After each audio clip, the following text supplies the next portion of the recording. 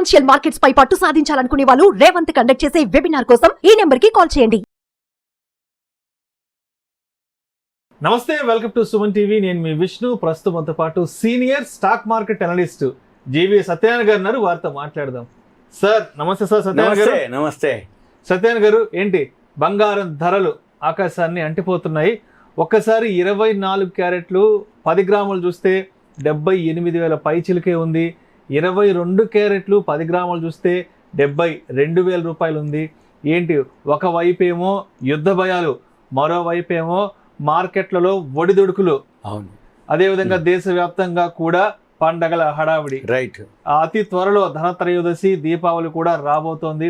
ఇప్పటి నుంచే ప్రతి ఒక్కరూ బంగారం ధరలకు సంబంధించిన రీసెర్చ్ చేస్తున్నారు. దీపావళి నాటికి బంగారం ధర ఇంకా ఎంతవరకు వెళ్ళే అవకాశం ఉంది, కొనాలా వద్దా, లేదంటే తగ్గుతుందా పెరుగుతుందా అంటూ కూడా రకరకాల ఆలోచన చేస్తున్నారు. కాబట్టి ఏంటి ప్రస్తుతం బంగారం ధరల పరిస్థితి, దీపావళి నాటికి ఎంతవరకు వెళ్ళే అవకాశం ఉందంటారు?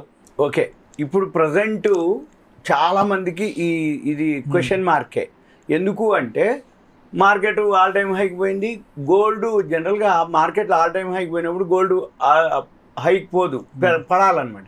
కానీ మార్కెట్లో ఆల్ టైమ్ హైక్ పోయింది, గోల్డ్ ఆల్ టైమ్ హైక్ పోయింది. 2696.90 అనమాట. ఇది మొన్న హైయెస్ట్. ఇది ఔన్స్ బంగారానికి వరల్డ్ మార్కెట్లో లైవ్లో జరిగేటటువంటిది. అయితే ఎందుకు గోల్డ్ హైలోకి వెళ్ళింది? ఇప్పుడు ఏదైతే యుద్ధం అంటే అనిశ్చిత పరిస్థితి, ఎప్పుడైతే యుద్ధాలు అవి జరిగినప్పుడు ఎక్కువ శాతం సేఫ్ ఇన్వెస్ట్మెంట్ ఏంటిది అంటే గోల్డ్ అనమాట. అందుకని గోల్డ్లో ఇన్వెస్ట్ చేస్తారు ఒకటి. ఇక రెండోది, ఎప్పుడైతే అంటే యుద్ధాలు అటువంటి జరిగినప్పుడు అక్కడి నుంచి ఇప్పుడు ఇరాన్ కానీ, ఇజ్రాయెల్, ఇప్పుడు ఈ గొడవలు కానీ, అంతకుముందు రష్యా ఉక్రెయిన్ కానీ, బంగ్లాదేశ్ కానీ, ఈ మధ్య కాలంలో ఇటువంటి ఈవెంట్స్ జరుగుతున్నప్పుడల్లా యుద్ధ భయాలతోటి ఈ దేశాలకు ఏమవుతుందంటే ఎక్స్పోర్ట్స్ ఇంపోర్ట్స్ ఉండవు. ఇక ఎక్స్పోర్ట్ చేస్తే వాళ్ళు పైసలు ఇస్తారో ఇవ్వరో అనేది భయం.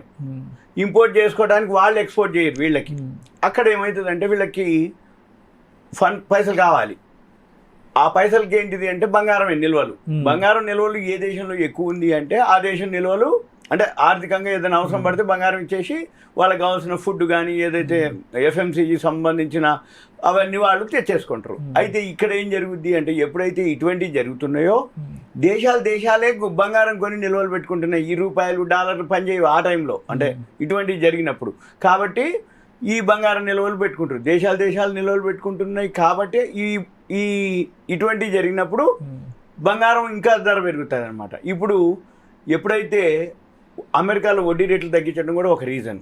వడ్డీ రేట్లు తగ్గించడం వల్ల బంగారం ధర పెరుగుతుంది అనమాట. అందుకని ఇప్పుడు ఒకటి బంగారం ధర పెరుగుతుంది. దీంతో పాటు సైమల్టేనియస్గా అంటే రూపాయి విలువ పడిపోవటం, క్రూడ్ ఆయిల్ ఏదైతే ఇరాన్ ఇజ్రాయెల్ గొడవతోటి క్రూడ్ ఆయిల్ ధరలు పెరగటం, ఈ క్రూడ్ ఆయిల్ ధరలు పెరిగేటప్పటికి అంటే కమోడిటీస్కి వచ్చేటప్పటికి, అందుకని ఇప్పుడు ఎక్కువ శాతం పెరుగుతుంది. ఇప్పుడు మీరు అన్నట్టు పండగలు ఉన్నాయి.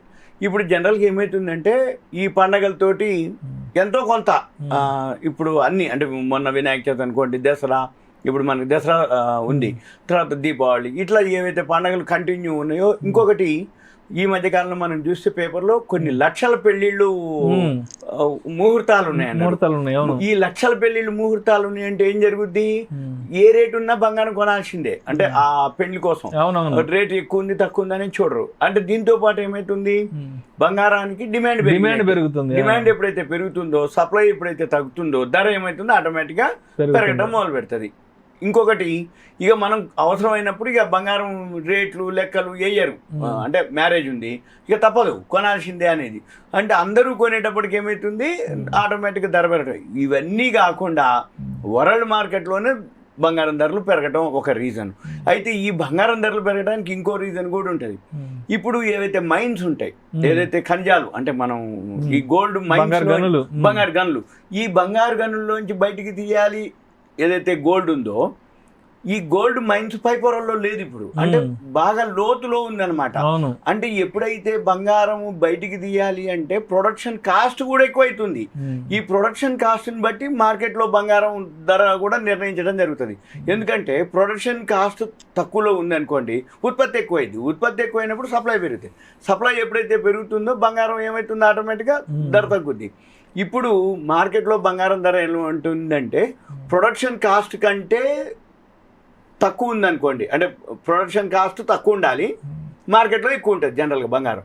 సపోజు ప్రొడక్షన్ కాస్ట్కి బంగారం మార్కెట్లో ఉన్న దానికి ఈక్వల్ ఉందనుకోండి, అంటే ప్రొడక్షన్ కాస్ట్ కనుక పెరిగితే మార్కెట్లో బంగారం కూడా ఆటోమేటిక్గా పెరుగుతుంది. ఎందుకు? సైమల్టేనియస్గా ఒకటే బండ గుర్తు. ప్రొడక్షన్ కాస్ట్ కనుక తగ్గితే మార్కెట్లో బంగారం ధర తగ్గుద్ది, ప్రొడక్షన్ కాస్ట్ పెరిగితే మార్కెట్లో బంగారం పెరుగుతుంది.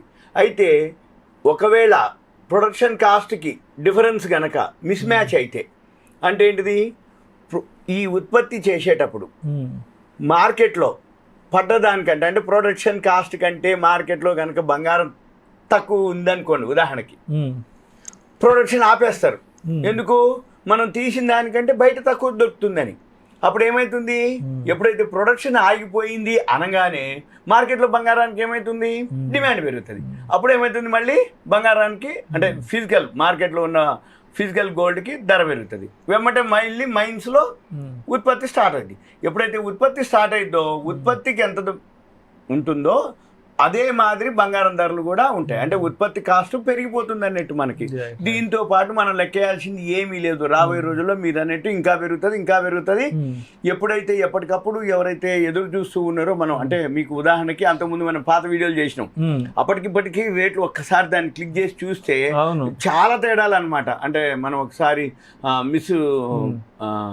మిస్డ్ కాల్ ఇస్తే చేస్తాం అంటే ఆ టైంలో 5,900 చిల్లర 6,000 లోపే ఉంది అది. దానికి సంవత్సరం నవంబర్ డిసెంబర్ కరెక్ట్.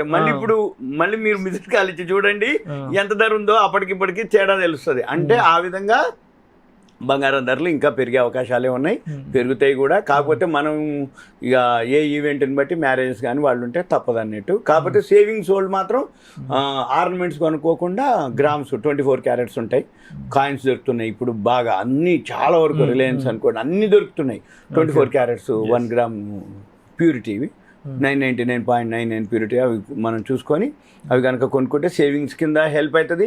రాబోయే రోజుల్లో గోల్డ్ పెరుగుతుంది. ఇంకొకటి షేర్ మార్కెట్లో అంటే అప్ అండ్ డౌన్లు ఎక్కువ ఉంటాయి, అనిశ్చిత పరిస్థితి అంటాం. అంటే ఏంది?